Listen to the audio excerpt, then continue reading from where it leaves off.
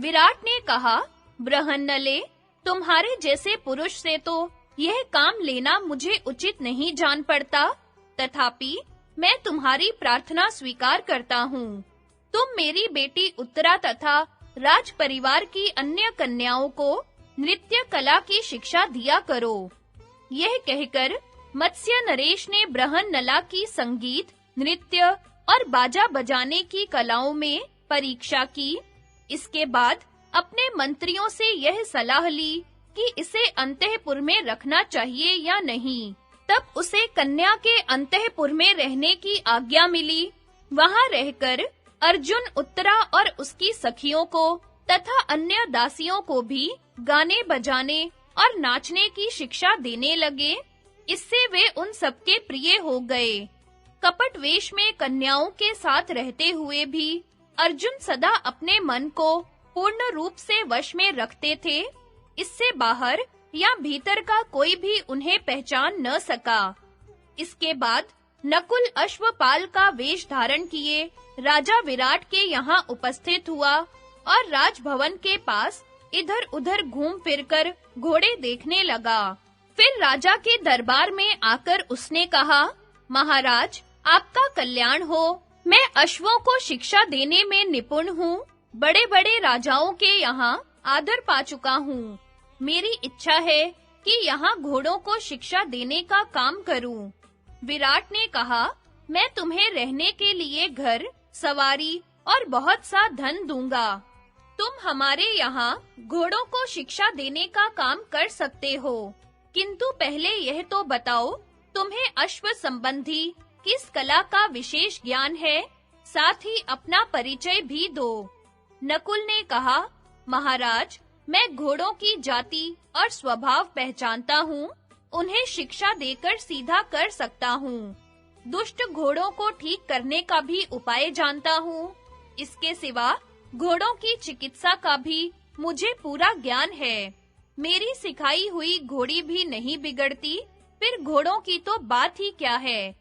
मैं पहले राजा युधिष्ठिर के यहाँ काम करता था। वहाँ वे तथा दूसरे लोग भी मुझे ग्रंथिक नाम से पुकारते थे। विराट बोले, मेरे यहाँ जितने घोड़े और वाहन हैं, उन सबको मैं आज से तुम्हारे अधीन करता हूँ। घोड़े जोतने वाले पुराने सारथी लोग भी तुम्हारे अधिकार में रहेंगे। तुमसे मिलकर आज मुझे उतनी ही प्रसन्नता हुई है जितनी राजा युधिष्ठिर के दर्शन से होती थी। इस प्रकार राजा विराट से सम्मानित होकर नकुल वहां रहने लगे। नगर में घूमते समय भी उस सुंदर युवक को कोई पहचान नहीं पाता था, जिसके दर्शन मात्र से ही पापों का नाश हो जाता था। वे समुद्र पर्यंत पृथ्वी के स्वामी पांडव लोग इस तरह अपनी प्रतिज्ञा के अनुसार अज्ञातवास की अवधि पूरी करने लगे। भीमसेन के हाथ से जीमूत नामक मल्ल का वध। राजा जन्मेजय ने पूछा, ब्राह्मण, इस प्रकार जब पांडव लोग विराट नगर में छिपकर रहने लगे, उसके बाद उन्होंने क्या किया? वैशंपायन जी बोले, राजन, पांडवों ने वहां छिपे रहकर राजा विराट को प्रसन्न रखते हुए जो कुछ कार्य किया, उसे सुनो। पांडवों को धृतराष्ट्र के पुत्रों से सदा शंका बनी रहती थी, इसलिए वे द्रौपदी की देख-रेख रखते हुए बहुत छिपकर रहते थे, मानो उन्हें माता के गर्भ में निवास कर रहे हो। इस प्रकार जब 3 महीने बीत गए और चौथे महीने का आरंभ हुआ, उस समय मत्स्य देश में ब्रह्म महोत्सव का बहुत बड़ा समारोह हुआ। उसमें सभी दिशाओं से हजारों पहलवान जुटे थे। वे सबके सब बड़े बलवान थे और राजा उनका विशेष सम्मान किया करते थे। उनके कंधे, कमर और ग्रीवा सिंह के समान थे। शरीर का रंग गोरा था। राजा के निकट उन्होंने अनेकों बार अखाड़े में विजय पाई थी। उन सब पहलवानों में भी एक सबसे बड़ा था। उसका नाम था जीमूत। उसने अखाड़े में उतरकर एक-एक करके सबको लड़ने के लिए बुलाया, परंतु उसे कूदते और पैंतरे बदलते देख किसी को भी उसके पास जाने की हिम्मत नहीं होती थी। जब सभी पहलवान उत्साहहीन और उदास हो गए, तब मत्स्य नरेश ने अपने रसोइये को उसके साथ भिड़ने की आज्ञा दी। राजा का सम्मान रखने के लिए भीमसेन ने सिंह के समान धीमी चाल से चलकर रंगभूमि में प्रवेश किया।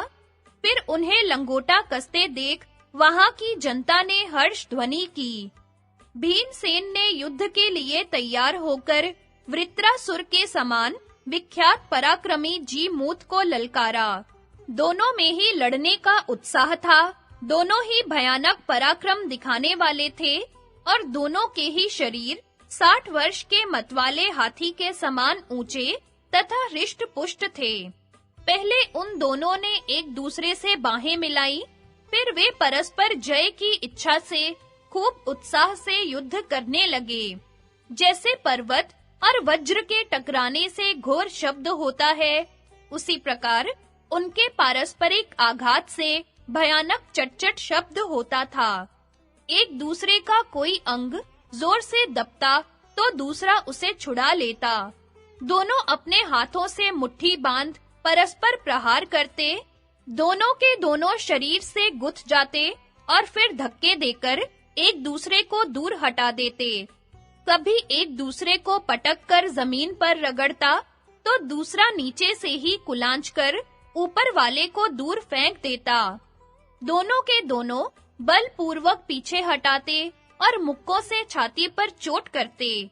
कभी एक को दूसरा अपने कंधे पर उठा लेता और उसका मुंह नीचे करके घुमाकर पटक देता, जिससे बड़े जोर का शब्द होता। कभी परस्पर वज्रपात के समान शब्द करने वाले चांटों की मार होती। कभी हाथ की अंगुलियां फैलाकर एक दूसरे को थप्पड़ मारते, कभी नखों से बकोटते, कभी पैरों में उलझाकर एक दूसरे को गिरा देते, कभी घुटने और सिर से टक्कर मारते, जिससे बिजली गिरने के समान शब्द होता। कभी प्रतिपक्षी को गोद में घसीट लाते, कभी खेल में ही उसे सामने खींच लेते, कभी दाएं-बाएं पैंतरे बदलते और कभी एक बारगी पीछे ढकेल कर पटक देते थे। इस प्रकार दोनों के दोनों अपनी ओर खींचते और घुटनों से प्रहार करते थे। केवल बाहुबल, शरीर बल और प्राण बल से ही उन वीरों का भयंकर युद्ध होता रहा।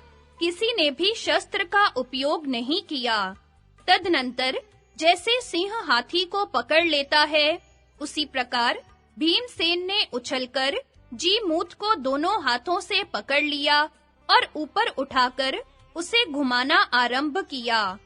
उनका यह पराक्रम देखकर सभी पहलवानों और मत्स्य देश के दर्शक लोगों को बड़ा आश्चर्य हुआ। भीम ने उसे 100 बार घुमाया, जिससे वह शिथिल और बेहोश हो गया। इसके बाद उन्होंने पृथ्वी पर पटककर उसका कचूमर निकाल डाला। इस प्रकार भीम के हाथ से उस जगत प्रसिद्ध पहलवान के मारे जाने से राजा विराट को बड़ी खुशी हुई। इस तरह अखाड़े में बहुत से पहलवानों को मार-मार कर भीमसेन राजा विराट के स्नेहभाजन बन गए थे।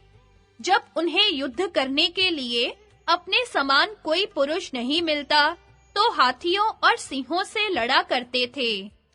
अर्जुन भी अपने नाचने और गाने की कला से राजा तथा उनके अंतःपुर की स्त्रियों को प्रसन्न रखते थे।